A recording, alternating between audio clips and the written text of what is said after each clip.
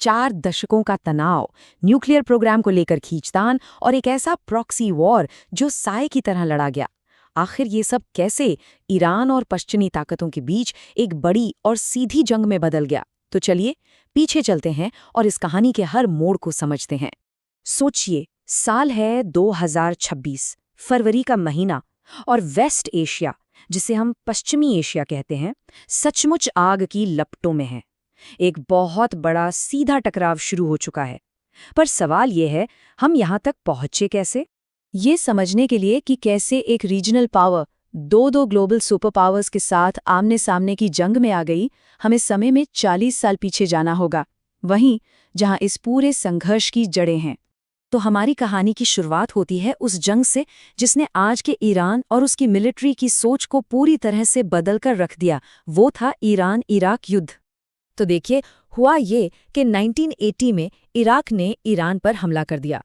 लेकिन ईरान ने न सिर्फ इस हमले को रोका, बल्कि 2 साल के अंदर अंदर 1982 तक लड़ाई को इराक की जमीन तक ले गए। और फिर शुरू हुआ एक लंबा 8 साल तक चलने वाला खूनी संघर्ष जिसने दोनों देशों की कमर तोड़ दी। और इस जंग की कीमत जानों में चुकाई गई। अंदाजा है कि 5 लाख से भी ज्यादा लोग मारे गए। ये उस वक्त विकासशील देशों के बीच लड़ी गई सबसे खतरनाक और पारंपरिक जंग थी। तो इस तबाही भरी जंग से आखिर हासिल क्या हुआ? बॉर्डर तो वही रहे, लेकिन ईरान हमेशा के लिए बदल गया। इस्लामिक रेवोल्यूशनरी गार्ड कॉर्प्स यानी IRGC एक बहुत बड़ी ताकत बनकर उभरी, और ईरान ने एक बहुत बड़ा सबक सीखा कि भविष्य में अगर खुद को बचाना है तो पारंपरिक सेना के भरोसे नहीं रहा जा सकता, उसे कुछ अलग अपारंपरिक तरीके अपनाने होंगे। और बस इसी सोच ने ईरान को एक 2 ट्रैक स्ट्रैटेजी पर चलने के लिए मजबूर कर दिया। एक तरफ अपना न्यूक्लियर प्रोग्राम डेवलप करना और दूसरी तरफ पूरे इलाके में अपने वफादार लड़ाकों का एक मजबूत नेटवर्क खड़ा करना। इस पूरी स्ट्रैटेजी के सेंटर में थी कुद्स फोर्स। ये IRGC की वो खुफिया विंग है जो ईरान की सरहदों के बाहर काम करती है। इसका एक ही मकसद था, पूरे मिडिल ईस्ट में अपने वफादार लड़ाकों की एक फौज तैयार करना। और देखते ही देखते ईरान की पहुंच सीरिया से लेबनान, यमन से लेकर गाजा तक फैल गई। इन सभी जगहों पर ईरान ने हजारों लड़ाकों को पैसा, हथियार और ट्रेनिंग दी। यही थी ईरान की शैडो डॉक्ट्रिन, बिना सीधी लड़ाई किए अपने दुश्मनों को दूर ही दूर उलझाए रखना। तो एक तरफ ये प्रॉक्सी नेटवर्क बन रहा था और दूसरी तरफ ईरान का न्यूक्लियर प्रोग्राम भी तेजी से आगे बढ़ रहा था। 2002 में जब उसकी सीक्रेट न्यूक्लियर साइट्स का पता चला, तब से लेकर 2015 की ऐतिहासिक न्यूक्लियर डील, जिसे JCPOA कहते हैं, और फिर 2018 में अमेरिका का उस डील से बाहर निकल जाना, ये पूरा सफर बेहद तनाव भरा रहा है। अब ये जो JCPOA डील थी ना, इसको लेकर दुनिया में 2 अलग-अलग सोच थी। ईरान और यूरोपियन यूनियन के लिए ये एक बड़ी कामयाबी थी जिसने जंग को टाल दिया था।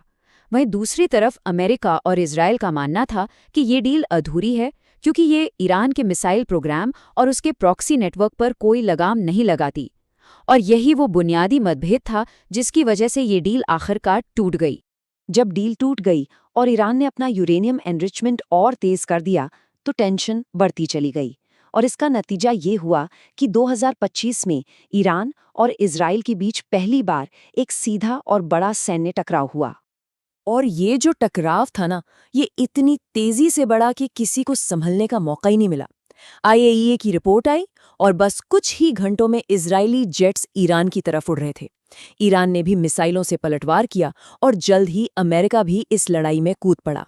सिर्फ 12 दिनों के अंदर पूरा इलाका जंग की कगार पर खड़ा था और एक नाजुक से युद्ध विराम से पहले काफी नुकसान हो चुका था। इस 12 दिन की जंग ने एक बात साफ कर दी, ईरान की सबसे बड़ी कमजोरी दुनिया के सामने आ गई। दशकों की मेहनत से बनाया गया प्रॉक्सी लड़ाकों का नेटवर्क असली जंग के वक्त किसी काम नहीं आया। जब ईरान को उनकी सबसे ज्यादा जरूरत थी, वो बिल्कुल अकेला खड़ा था। और शायद इसी अकेलेपन और कमजोरी को देखकर अमेरिका और इजराइल ने 2026 में एक और बड़ा कदम उठाया। एक ऐसा हमला जिसका मकसद सिर्फ ईरान के सैन्य ठिकानों को तबाह करना नहीं था, बल्कि ईरान में सत्ता को ही बदल देना था। हमले की वजह आधिकारिक तौर पर अमेरिकी लोगों की सुरक्षा बताई गई, प्रेसिडेंट ट्रंप ने इसे कार्रवाई का क्षण बताया और साथ ही ईरान के लोगों से अपनी ही सरकार को उखाड़ फेंकने की अपील भी कर डाली। इन हमलों का पहला और सबसे चौंकाने वाला नतीजा सामने आया। ईरान के supreme leader ayatollah Ali Khamenei मारे गए। ये एक ऐसी खबर थी जिसने सिर्फ ईरान को नहीं बल्कि पूरे मिडिल ईस्ट की सियासत को हिलाकर रख दिया। ये कोई आम मिलिट्री स्ट्राइक नहीं थी, ये एक मल्टी लेयर्ड ऑपरेशन था। एक तरफ हवाई हमले हो रहे थे तो दूसरी तरफ सोशल मीडिया और सीधे मैसेज के जरिए ईरान के अंदर ही विद्रोह भड़काने की कोशिशें भी की जा रही थीं। और यही बात हमें आज के सबसे बड़े सवाल पर लाकर खड़ा कर देती है। एक लीडर तो चला गया, लेकिन सिस्टम तो अभी भी वही है। तो क्या इस हमले ने वाकई एक न्यूक्लियर खतरे को हमेशा के लिए खत्म कर दिया है, या इसने एक अस्थिर इलाके में एक ऐसा खालीपन पैदा कर दिया है जिसे शायद कोई और भी ज्यादा खतरनाक ताकत आकर भर देगी? इसका जवाब तो बस आने वाला वक्त ही देगा। ऐसे ही और वीडियो देखने के लिए हमारा YouTube चैनल सब्सक्राइब करें।